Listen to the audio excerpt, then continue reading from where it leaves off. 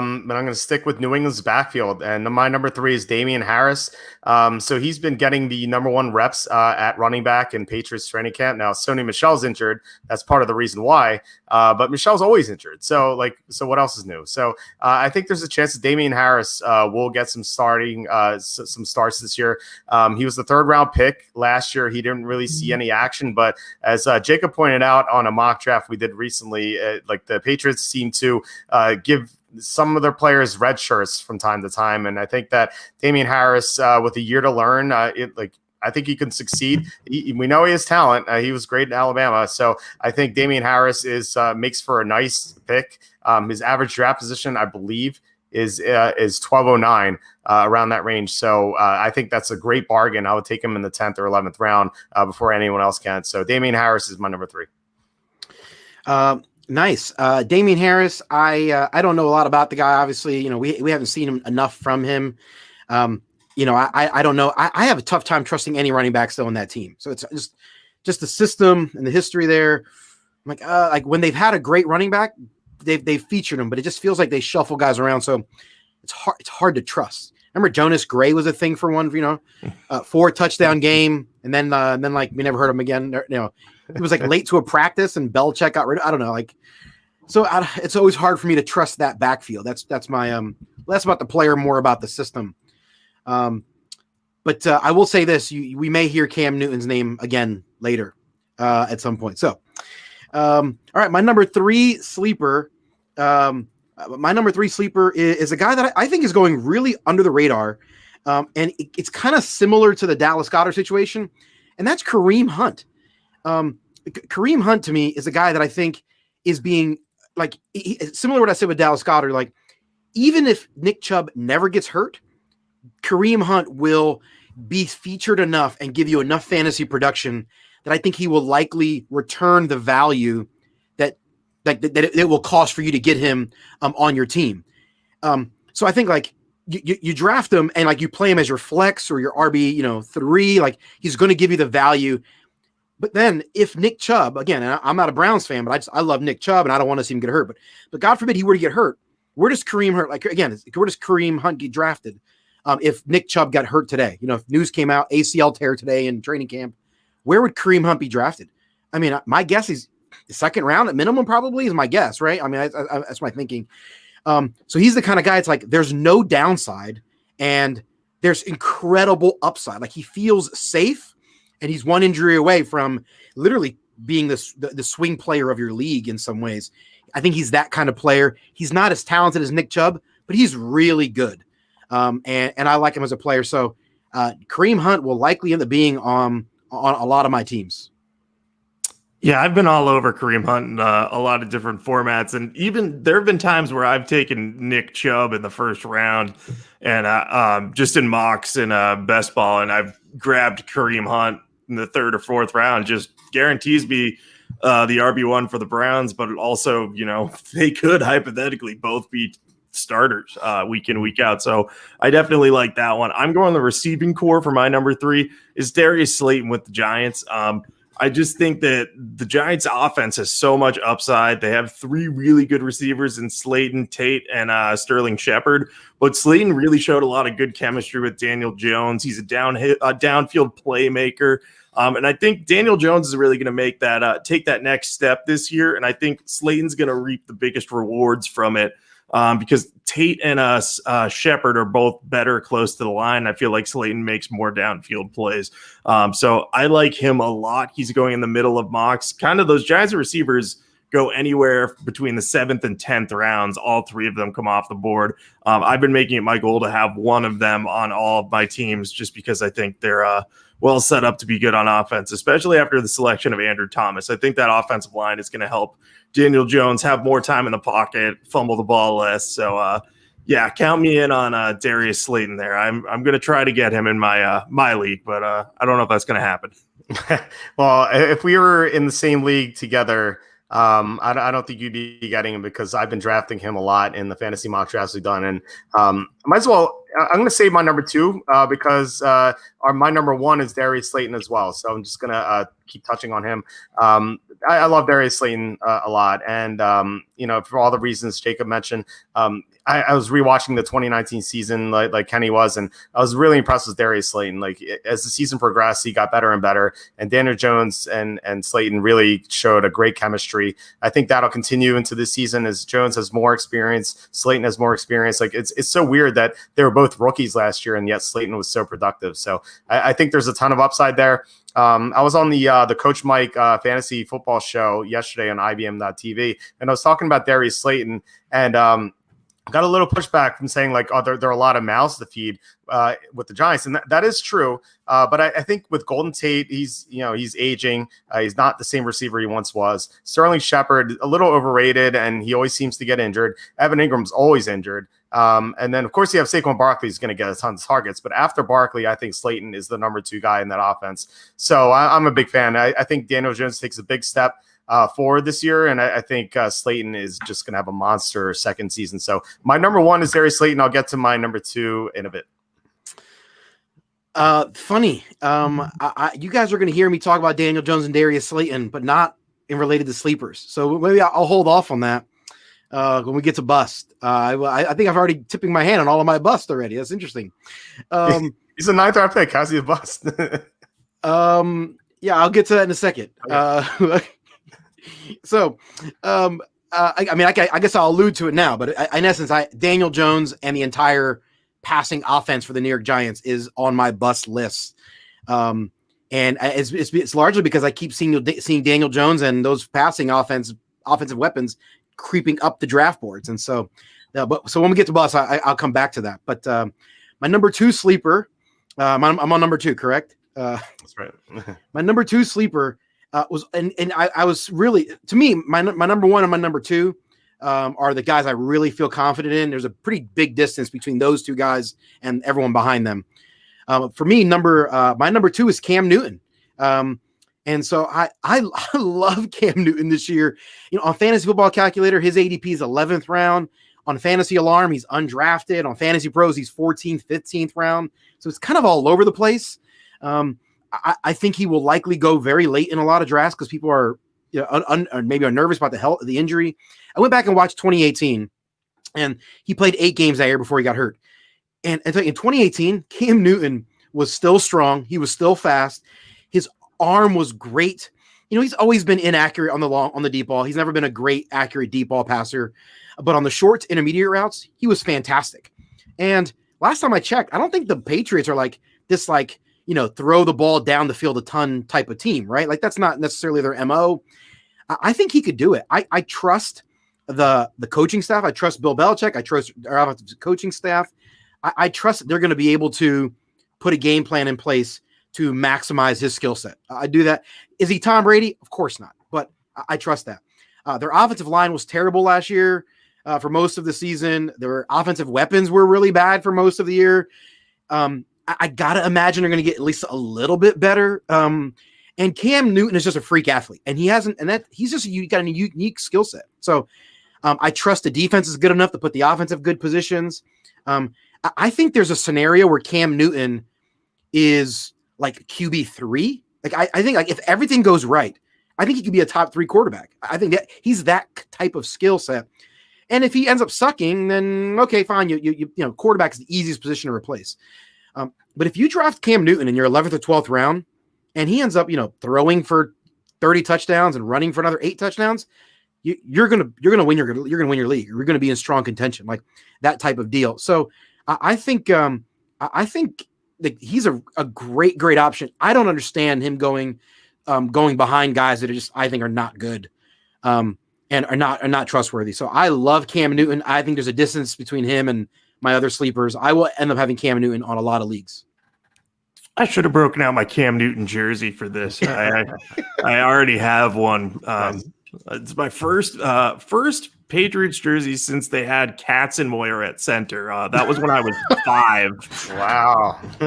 Or it might not even been center. I don't know. I was 5, so it's been a long time. But anyway, on to my second favorite sleeper. I'm going a tight end actually. I love Jack Doyle in the Indianapolis Colts offense. Eric Ebron is gone. Doyle's a steady contributor. He catches a lot of passes. He gets a lot of targets. But the big reason that I'm really high on him this year is Phillip Rivers loves throwing to his tight ends. Frank Reich loves using 2 tight end sets. And it's going to be a lot of Jack Doyle and Trey Burton out there. But we've seen Trey Burton not be able to be quite consistent since leaving Philly. Now, maybe that changes reunited with Reich, but I think that Doyle's going to be their number one option there. He's ranked around like number 12 in most tight end rankings, so that fringe tight end 1 spot. But I think there's a legitimate chance he could be like a top 6 guy. And especially in PPR, he deserves a boost. But there's going to be some touchdowns to go around because I think this offense is going to be good. Some of it will be taken away by rushing, but it would not surprise me to see Jack Doyle have a career year and catch a lot of touchdown passes because we've seen Rivers target Hunter Henry in the red zone a lot.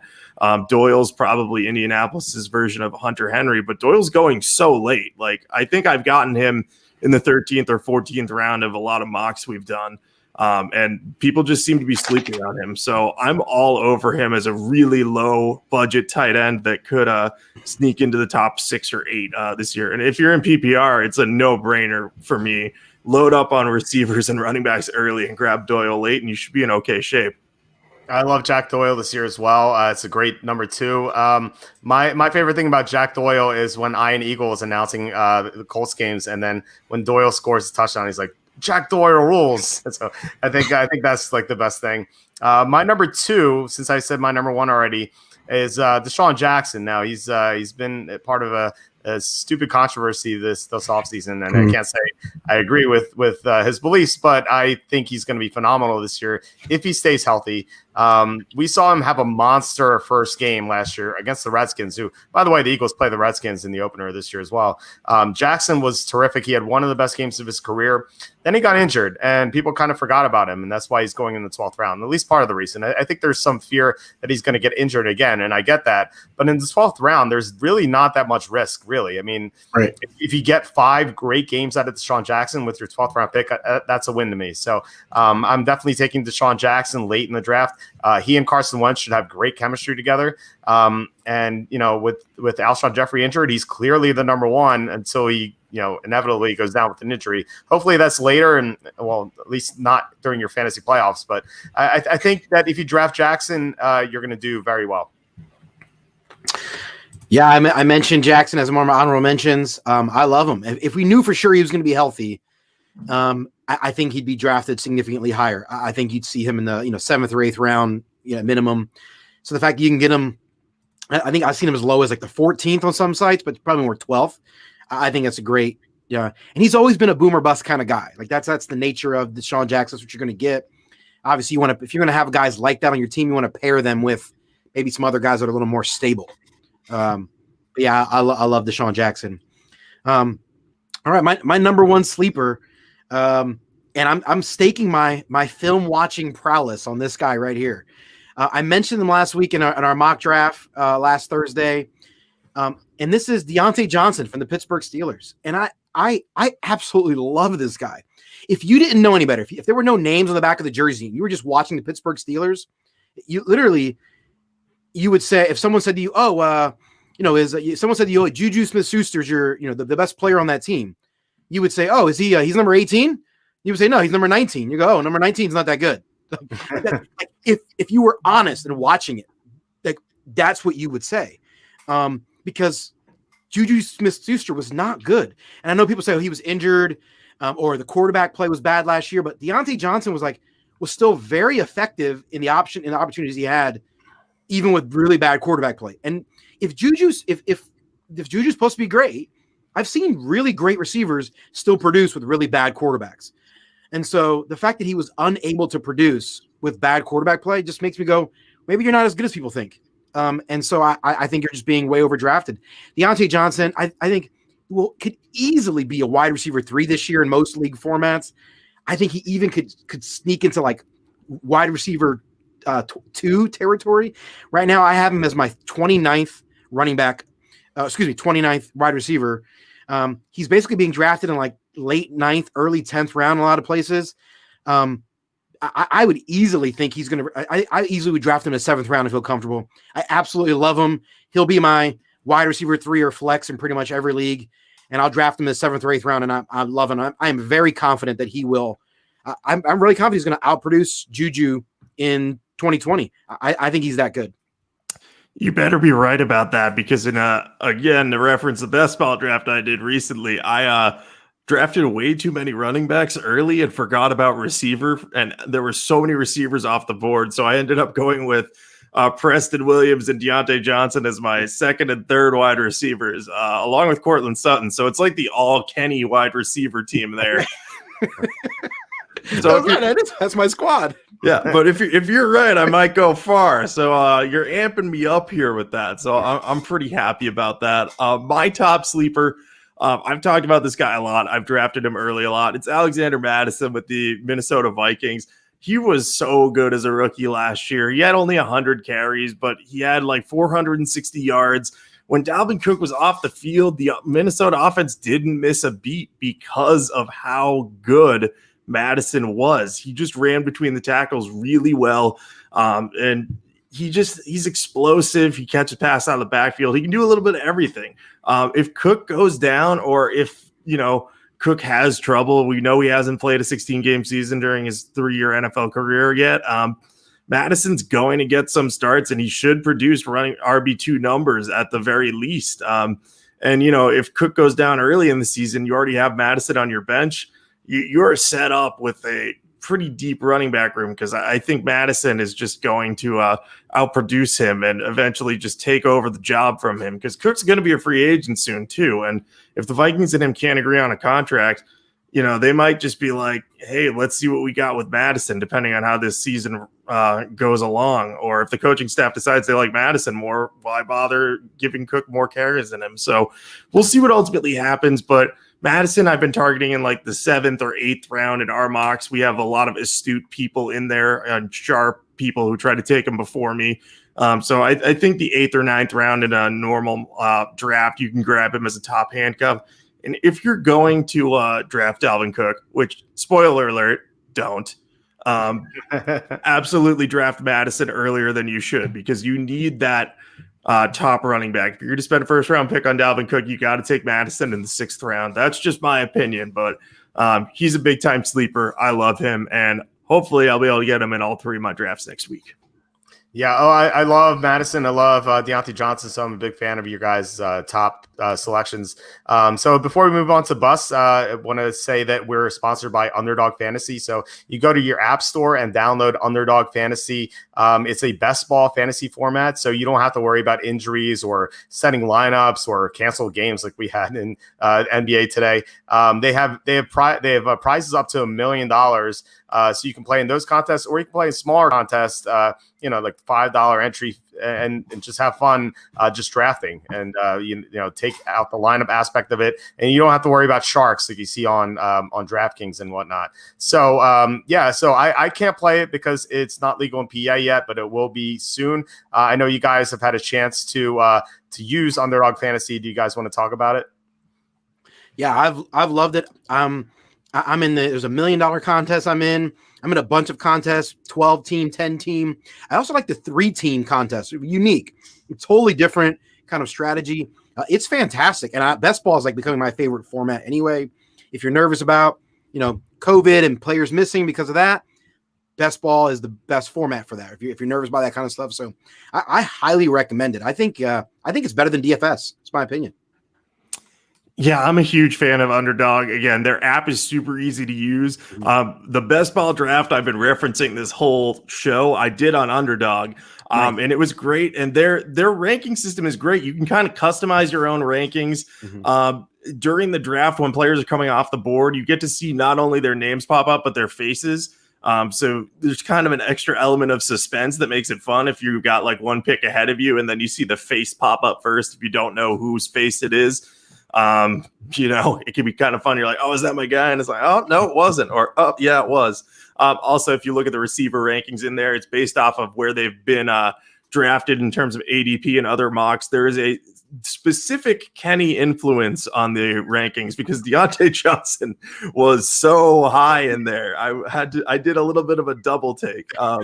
So that's how I knew you had been using it a lot, Kenny. But the best ball format, super fun, super low stress, and it keeps you engaged the whole year because you're never truly out of contention in best ball because once bye weeks hit, anything can happen for anyone. So, and it gives you players to root for all the time. So, Underdog, great app, a lot of fun. Definitely download it and give it a shot.